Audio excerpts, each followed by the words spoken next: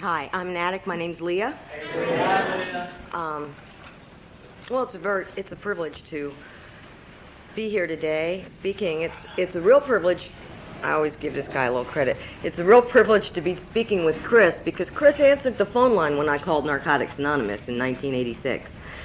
And that was all. I always say that was, for me, that was the beginning of the end. Because once Chris sort of gets a hold of you as a newcomer, he really won't let go. So, if you were not ready to surrender, the day he meets you, it's like he'll hammer on you and hammer on you and hammer on you. And unless you completely disappear and he can't find you, you're pretty much, your using days are almost over. And that's what happened to me. In desperation, I called Narcotics Anonymous, and Chris got the page and called me back. And he got me to come to a meeting. And I had never been to a treatment center other than like a methadone clinic, and they had tried to get me to go to NA back, and that would have been like back in 83 and 4, and I was like, no, I don't need this. And so several years later, I'd managed to get off the methadone, thought I was doing all right, substituting one for another, and I just couldn't stand it anymore, and I could see myself just getting really strung out again and just not really being able to face living anymore, and I was 26 years old. So I started calling around, and they referred me to Narcotics Anonymous. Narcotics Anonymous was starting to take off. The basic text had been around for just a little while. The World Convention had been in D.C. the year before. I'm from D.C., and we were just starting to take off. The meetings were happening, and Chris got me to go to a meeting. And I didn't know what I was doing here because I'd never been to a 12-step meeting of any sort, and I had no clue of what I was going to. I'd been in social services and, different meth clinic counseling and this, that, and the other. But anyway, I came to NA, and I was still using, and I had abscesses, and I was like a mess. And I was strung out, and Chris would be like, you don't have to use anymore. And I'd say, you don't know what you're talking about. And he'd say, yes, I do. And I was like, you do not know what you're talking about. And he had about 3 years clean, which back in the 80s, 3 years clean was a significant amount of time. And I'll never forget sitting in his car on Park Road, and he'd say, I know exactly what you're talking about. They had to cut my finger off because I had an abscess on it. And he showed me the nub. And I'd be like, all of a sudden it was like I could understand that we'd been to the same place. But I still didn't believe that I could actually stop using. And I started coming to meetings on a regular basis, and I was still using, and Chris would, see me, and he marked off meetings that I should go to every night of the week. And we didn't have that many. There were only a choice of like between 2 or 3 meetings. So he'd say, you need to go to this one on Tuesday, and you go to this one on Wednesday, and you go to this one on Thursday.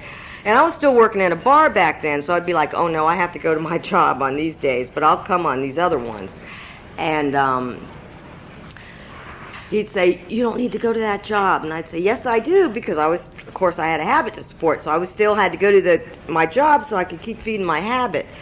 And he'd see me at the meetings, and he'd say, so, have you stopped using it? And I'd say, oh, no, I'm doing much better, though. I'm using much less. And he'd say, Narcotics Anonymous is about total abstinence. And I'd say, okay, but, I still have to be able to maintain, so I have to keep using. And I was using a little bit, and one day I would go to these meetings, and I would see the same people in these meetings. And like on Monday night, it was a step tradition meeting, and I would see these people, and they were very involved in Narcotics Anonymous. And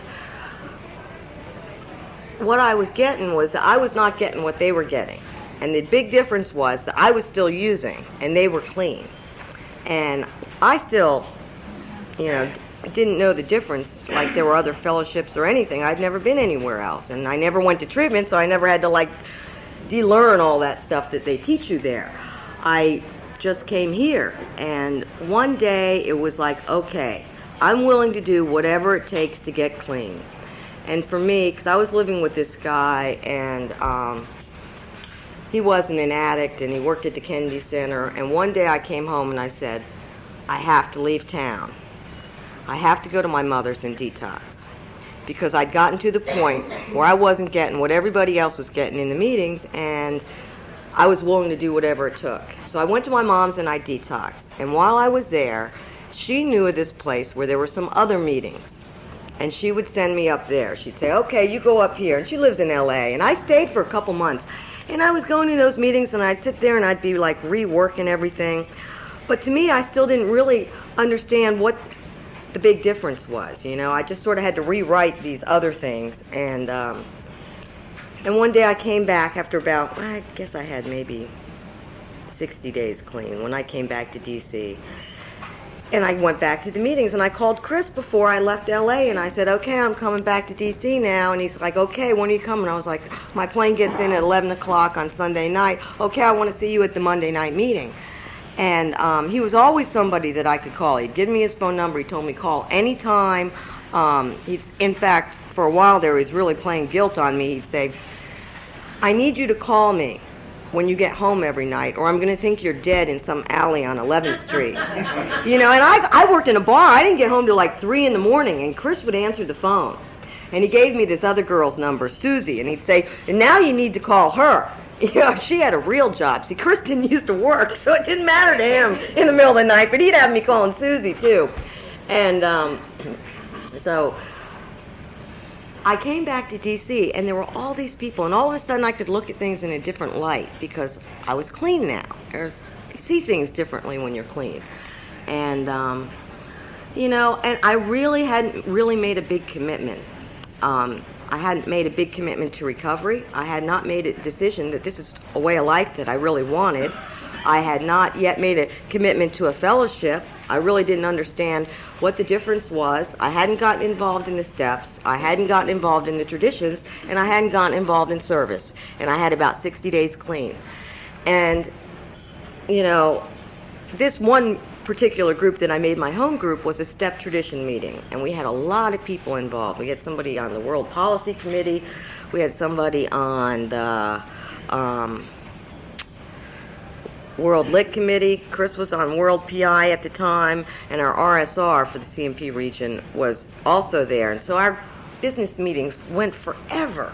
You know, we had to end, it was a 90-minute meeting, and we had to end it half an hour early on the business meetings because they could go an hour and a half. But I would sort of sit in the back, and I was very angry and hostile, and I really did not know what I was doing here. And they were, when I came back to D.C., everybody had just come back from the World Convention in London, and it was the first time the World Convention had ever been out of the States, and there still wasn't a lot of the fellowship anywhere else, and they were all hyped up, and there was about 10, 15 people.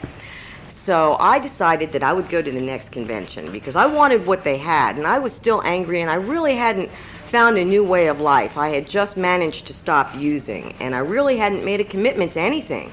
You know, I certainly did not think that, you know, I was going to stop using and that in the year 2001 I would still be here clean.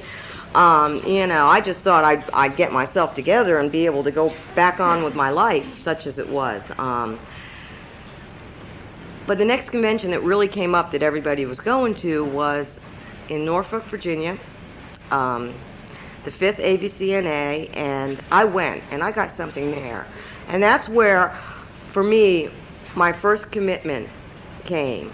You know, I saw for the first time that this could become a viable way of life for me, and I was willing to do whatever it took at that point to sort of continue on with it. You know, throughout that fall, from when I came back in August until this convention, which is in January, I was still back and forth and very hostile and still standoffish, and I really hadn't gotten involved and gotten, you know, I talked to people, but I wasn't really a part of. I was still very much on the outside looking in and really hadn't made a commitment that this is what I wanted my life to be like.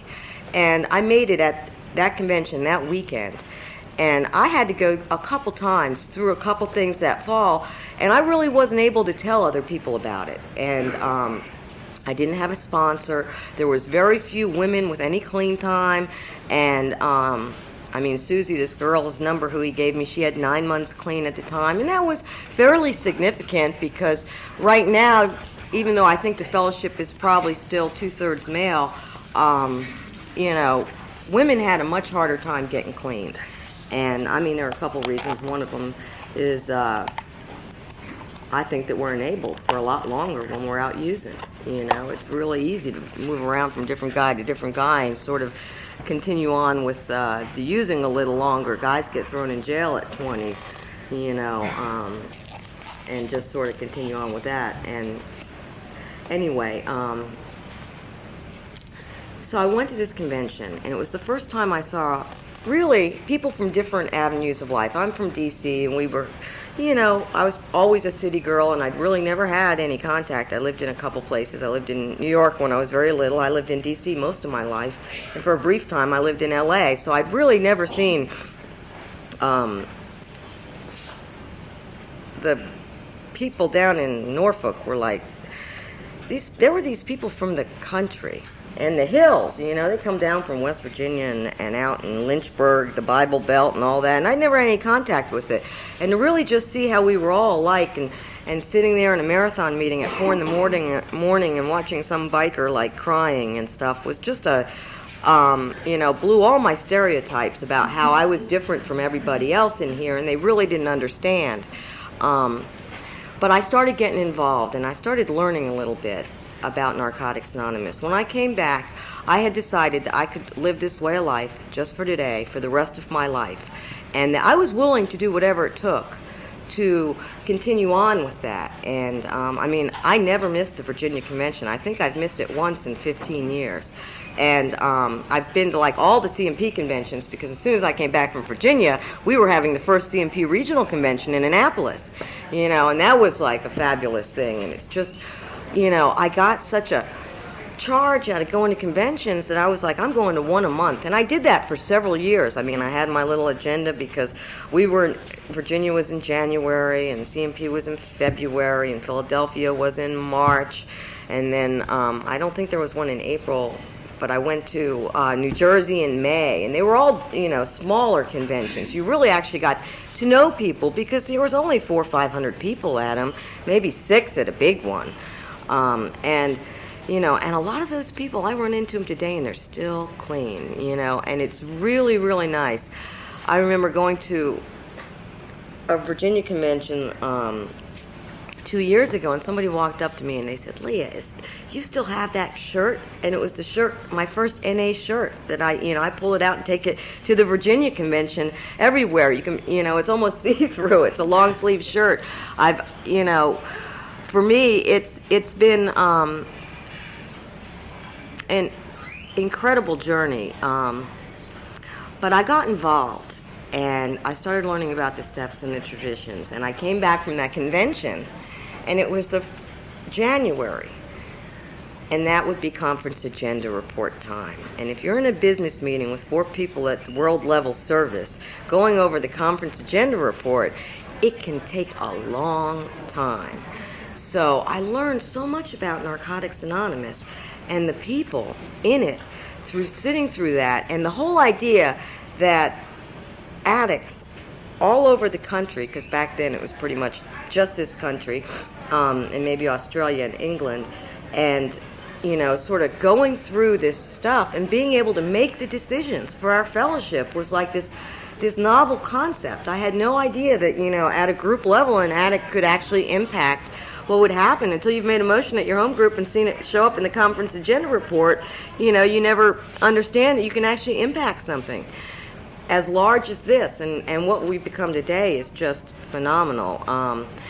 But I learned about the fellowship, and that I needed to stand for something and understand something. And I've watched so many people come in here and just sort of be all over the place, and nobody knows where they go.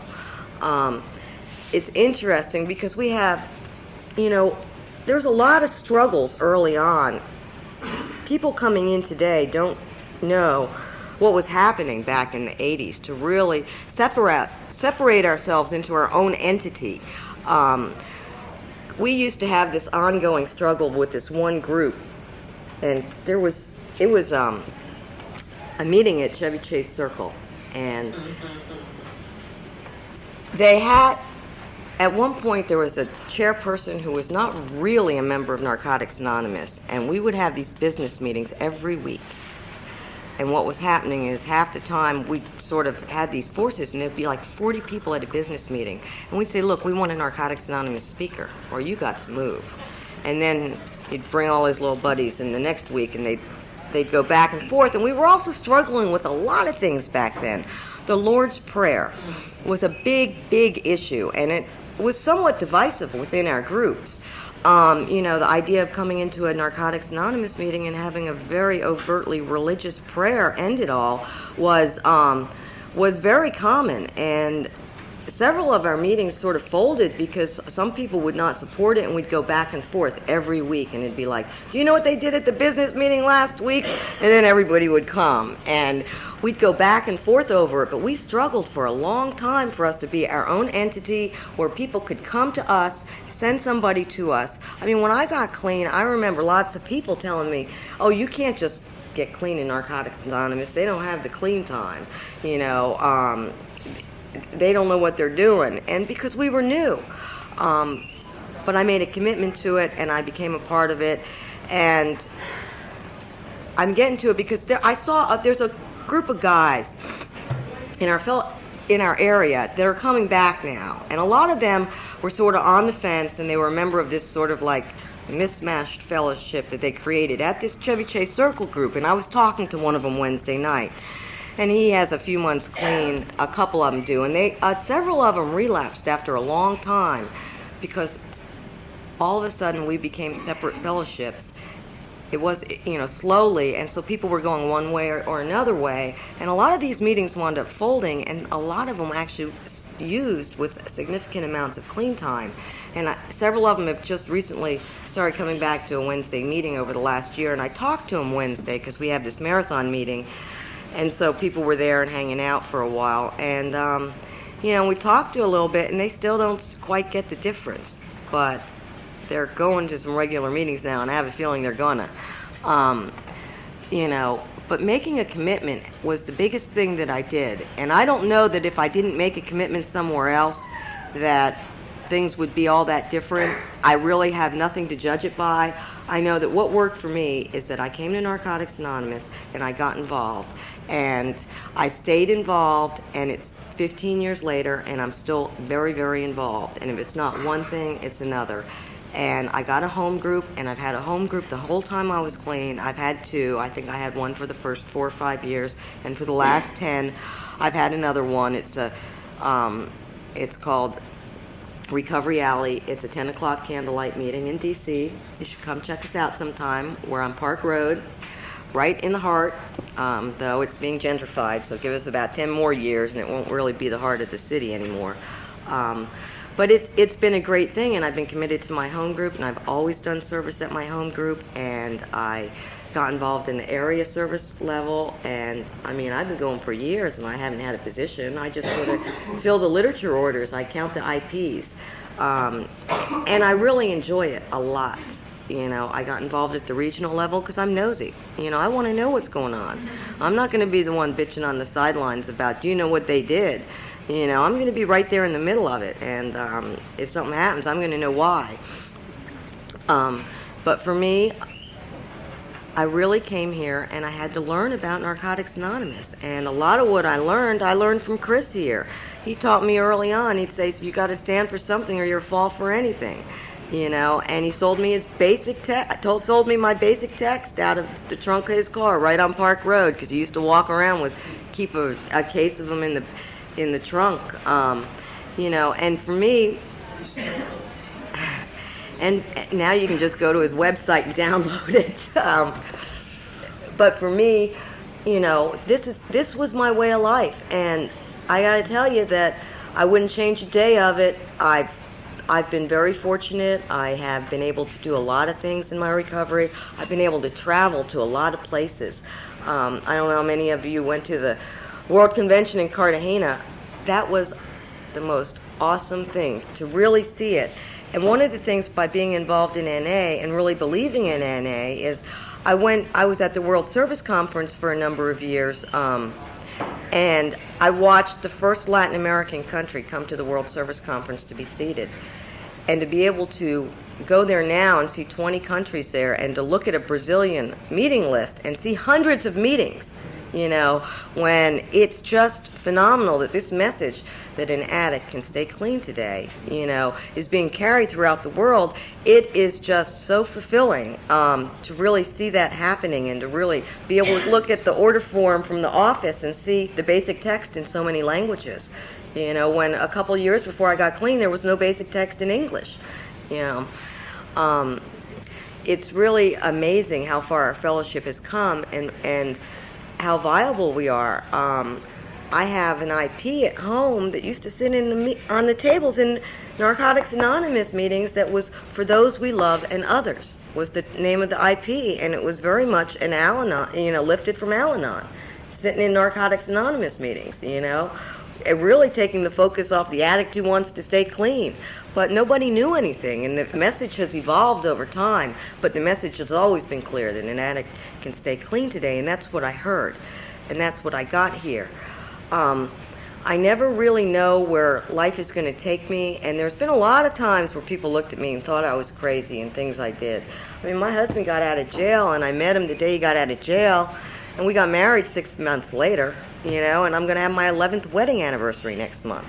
You know, I mean, things like that happening, and I wouldn't change a day of it, you know. It's really sort of amazing, and I didn't really come here for any of that. I didn't know what I was going to get here. I just couldn't take hurting anymore.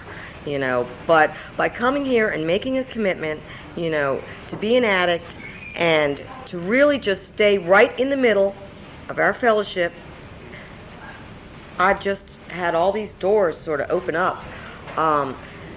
Stuart was telling me it was God's will because I had found this sheet at home the other day, and it was the definitions of a purist.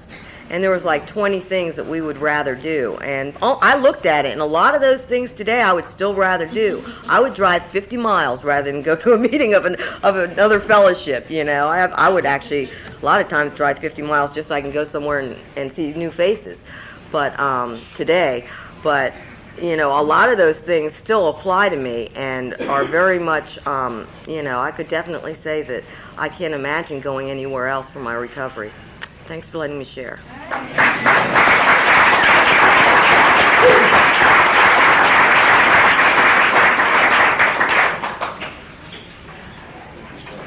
I'm an addict. My name's Chris. Hi, Chris. Hi. Narcotics Anonymous saved my life, and I've stayed clean since December 28, 1983. My first, it is a privilege to be able to share here, and I'm hoping that maybe I can help another addict not die. My first NA meeting was right near here in Shepherd Pratt, and there's about 5 people here in the front row who were probably at that meeting on I think it was on a Tuesday night. And that meeting ruined my using. That meeting made it so that I too could get clean, and I was really afraid of Narcotics Anonymous. I didn't want to know about total abstinence because where I was a drug rehab, and it was maybe the 7th hospital I had been in 2 years. And that was the first time that there was clean addicts. So I really didn't want to know about total abstinence.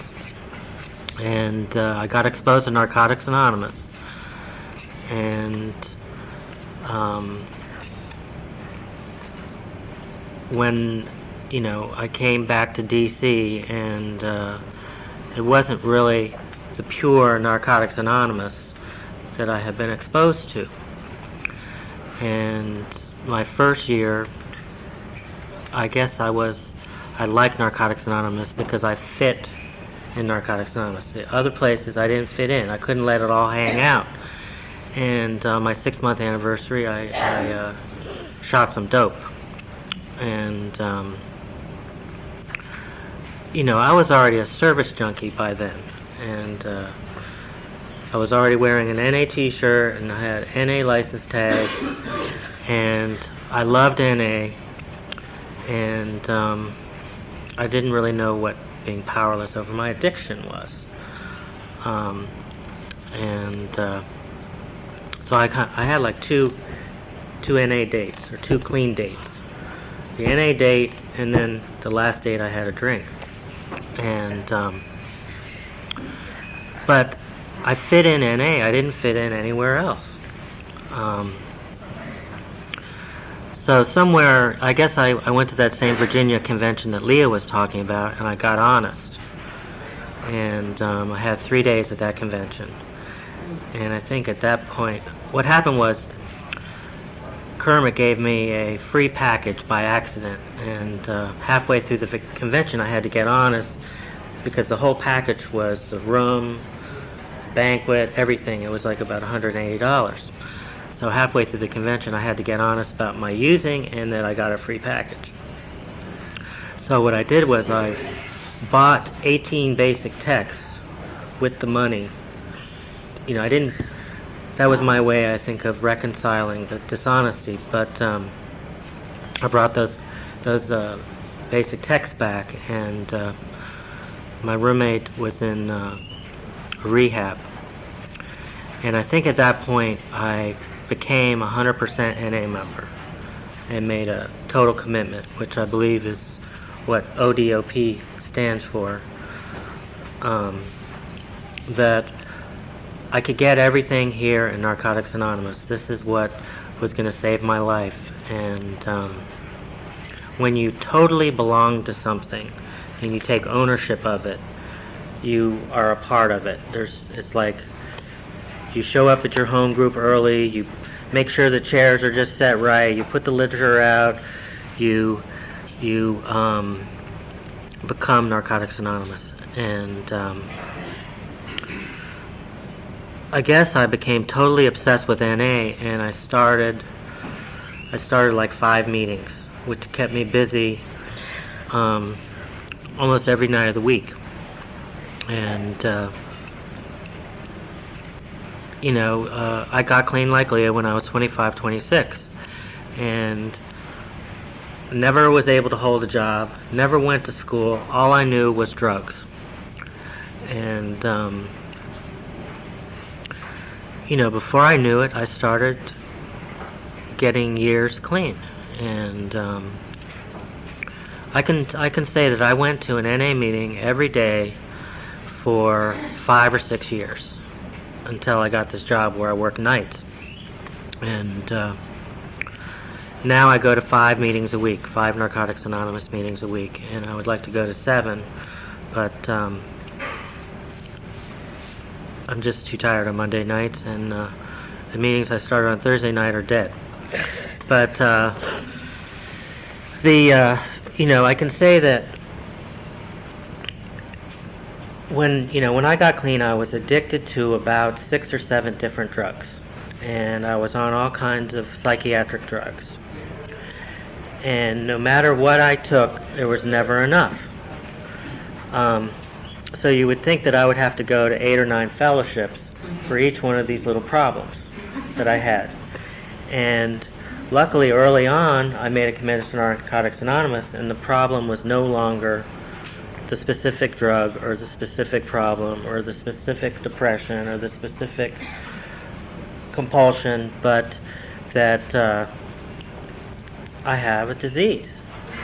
And you take away the drugs, there's a huge hole, and what I did is I filled it up with Narcotics Anonymous. And then I filled it up with work, and then I filled it up with artistic things, and now my life is just so full. There's just not enough time to do with all the things that I've become interested in, because I had no interest other than drugs.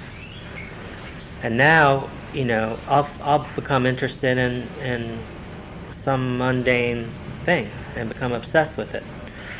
But I can tell you that I haven't had to go to a therapist. I haven't had to go on medication. And Narcotics Anonymous has helped me become a productive, acceptable member of society. I'm employed by the DC government. Stuart is nodding his head, but I haven't stolen anything in a long time. I haven't been arrested in quite some time. But I really get all the help I need by helping another addict. And, when I go to a Narcotics Anonymous meeting, I remember where I came from. I remember the hopeless, depressing, dead person that I am. And I'm able to feel really good about where what I've become today. I'm comfortable with the person who I am, meaning I've accepted myself, and I'm all right with my own value system. And I may not fit in anywhere I go, but I'm okay being wherever I am. And I don't know how an addict is going to get clean. I don't know what I can say to that person. All I know is to give them that unconditional love that was given to me, which I experienced in the Baltimore fellowship, where here was somebody, a total, hopeless, pathetic, shaking, skinny, pale addict. They said, you too can get clean. And I can remember standing by this pillar in this meeting. Everybody was sitting around. It was such a large meeting that there was maybe about 15 or 20 people, some people even standing outside. And that they encouraged me that there was hope for me.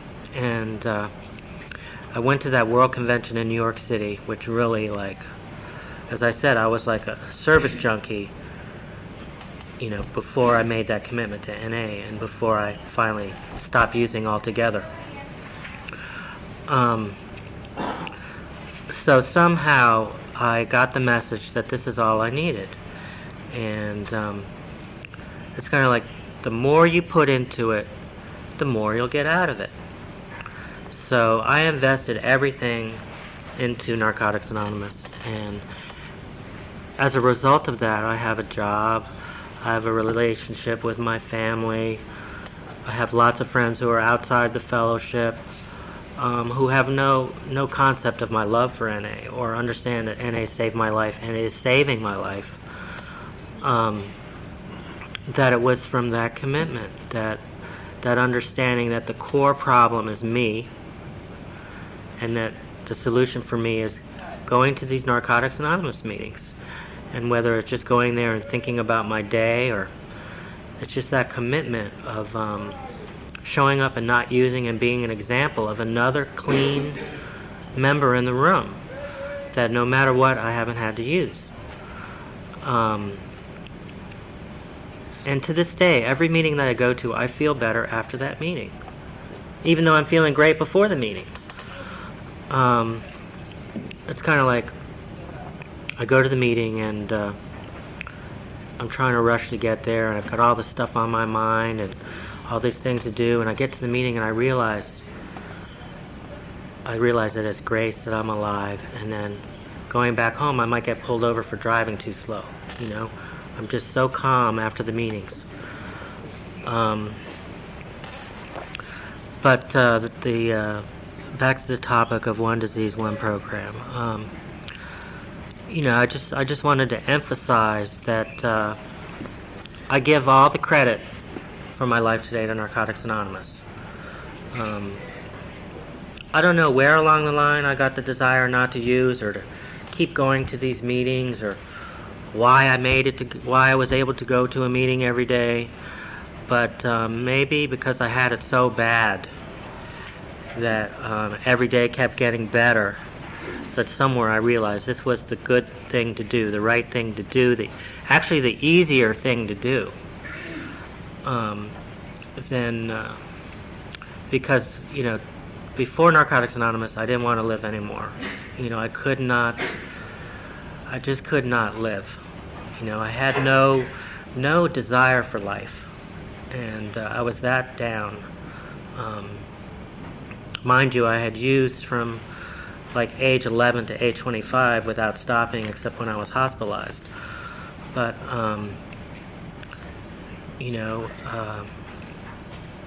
somehow I made that commitment and embraced the fellowship And as I said, what you put into it is what you get out of it. And I put a lot of stuff into Narcotics Anonymous, meaning I was of service.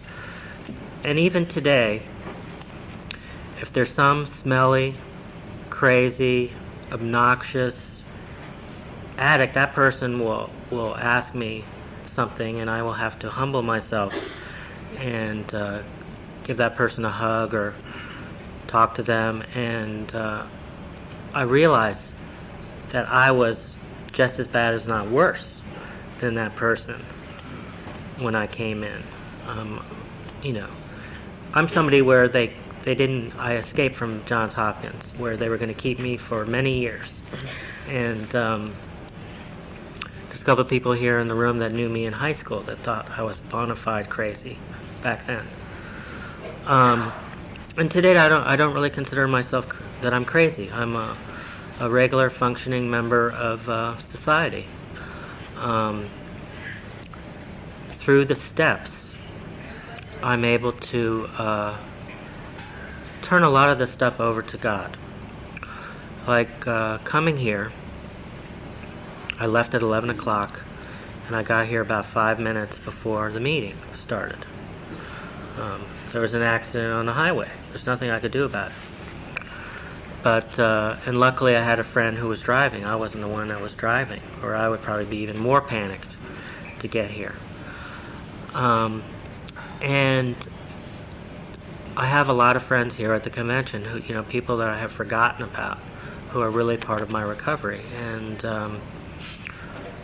I'm going to really enjoy myself fellowshipping after the meeting, catching up with friends I haven't seen in a couple of months, that I usually only see at conventions. And as I said, by making a commitment to Narcotics Anonymous, I feel like I belong. I have that sense of belonging, where I can say I haven't been to any other kind of 12-step meeting in 17 years. But I remember 17 years ago, I couldn't let it all hang out. I just didn't fit in. There was just a part of me that was uncomfortable. But I've been to NA meetings all over the world, and even in meetings where I don't even know the language, and I felt like I belonged. And I felt welcome. Leah was talking about the convention in Colombia, and the power and the energy of those Colombians and South Americans was so strong, because they're like a brand new fellowship, and they have that love for NA and that total commitment and love where people are hugging, and the desperation of addiction, and we don't really have that, Even in my own home group, I'll show up and I'm not hugging anybody. I might not get a hug. And, I'll show up 5 minutes before the meeting starts. And I guess I've gotten kind of complacent in that group. But, it's, it's a daily disease that we have. And, if we're not vigilant with it, we have jails, institutions, and death to look forward to. Fortunately, I'm in the middle of the program, meaning I go to 5 meetings a week, and I feel like I belong, and I made that commitment to Narcotics Anonymous. I'm a member. And the best part of membership is when you give it away, like it says on the back of the coin, the medallion. My gratitude speaks when I care and when I share with others the NA way. The highest charge I get in recovery is when another addict wants to work some steps or ask me some questions about the program or about a principle or about recovery. Like a newer member asked me, well, what do you do when you get an obsession? Or what is God? Or, what if I don't believe in God? Or, what do you do when you're going to go do something, like in society, just the basic stuff. That's when I get the best charge of my recovery. It's when I realize I have a purpose in life, and that's to be a clean NA member and help another addict. To tell them the truth.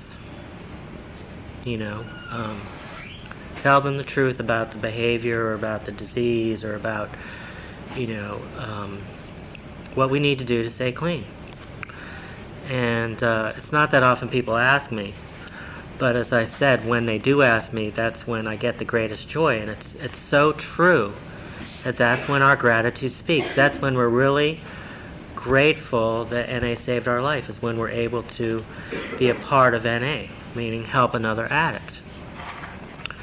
Whether it's somebody calling you up, whether it's getting an email message, whether it's some other person that's heard about you and a family member is calling you for they don't know what to do about this addict, and little does that new addict know that you really do know all about it, and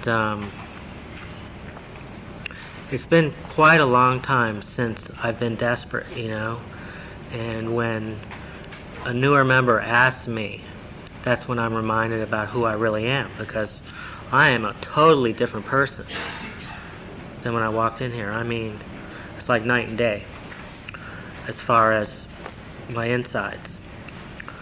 I don't know how much more time we have. We have 10 more minutes, and I guess we open these meetings up. We're talking about the East Coast Vigilance Committee and how the struggle was on the East Coast early on. Leah wanted me to talk about the East Coast Vigilante Committee and the early struggles. But See, I'm not a very good historian, and I just wanted to say that there was such a thing as the East Coast Vigilante Committee, but it was really a joke, and some people took it to be very serious. These were people who, I guess, were insecure in their own recovery or whatever it may have been, but actually, we made T-shirts and mugs and newsletters and bandanas and coffee mugs, and we made a point of going that extra 110% about promoting NA. And it was more of a pride thing. And as I said, it was a joke. And people took it to be very serious because, we would actually... Well, I think today if somebody says the word sober or sobriety, it doesn't really bother me anymore. I just feel that's where they're coming from. That person just doesn't know that that they're coming from somewhere else. And what happens is one of your friends gets clean and starts using that language, or an acquaintance or something like that, and you just have to tolerate and accept that person. And you can see how your grudge would prevent the love when somebody really close to you is in denial about whatever it is. And then I've had a couple of friends from my childhood or my using days who've gotten clean in other fellowships. And I know they really belong here. But, it's amazing how maybe that person may have not, maybe God's plan was something all different altogether. But I can definitely see the difference in that person being uncomfortable around addicts and how they're denying their previous life. Meaning, sure, they've totally changed their life, but they're not comfortable with the dope-fiend mentality of others. Meaning, they're less accepting of others because they're afraid of what they used to be.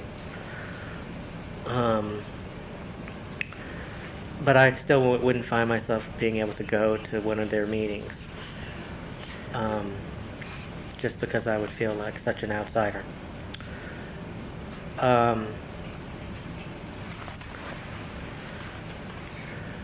What else can I talk about?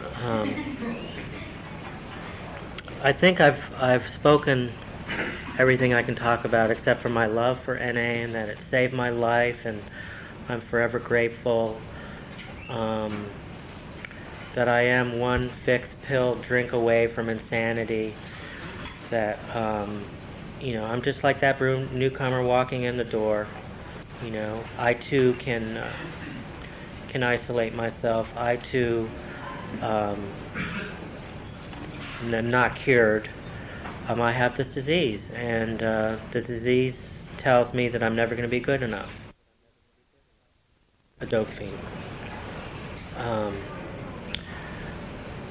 Last night I missed one of my best friend's shares, which would have been something very important to me, but I had to be with my family.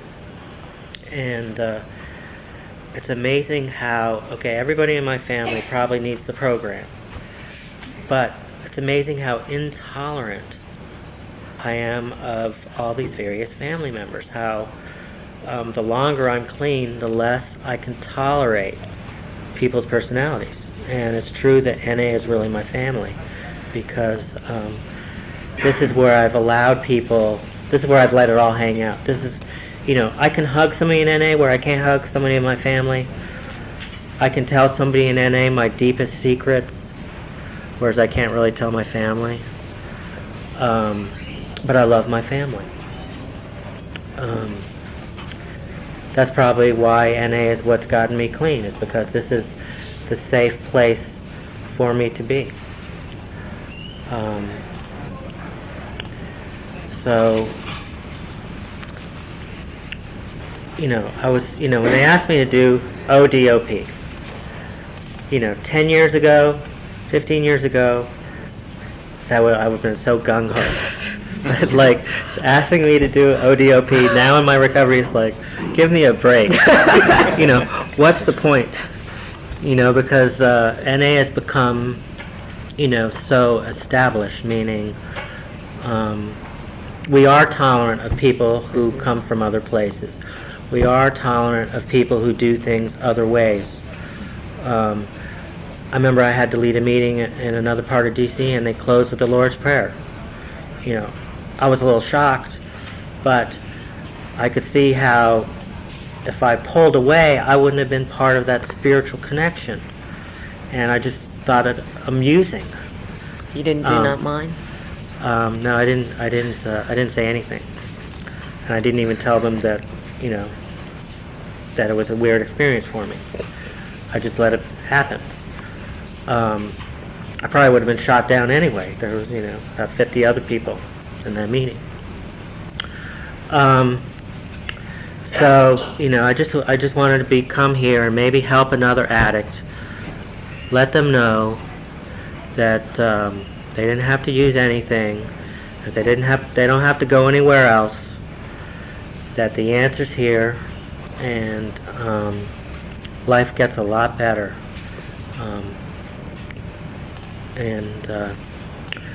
I truly believe the reason why I'm clean today is because I did the footwork to get to those meetings, to make that commitment to NA. Somewhere along the line, I was attracted. There was a spot for me in NA to be whoever I wanted to be, and people tolerated me no matter how crazy I was, how obsessed I was, how obnoxious I was, and they loved me unconditionally no matter what happened. And it saved my life. It's saving my life. Thanks for letting me share. Thanks for sharing.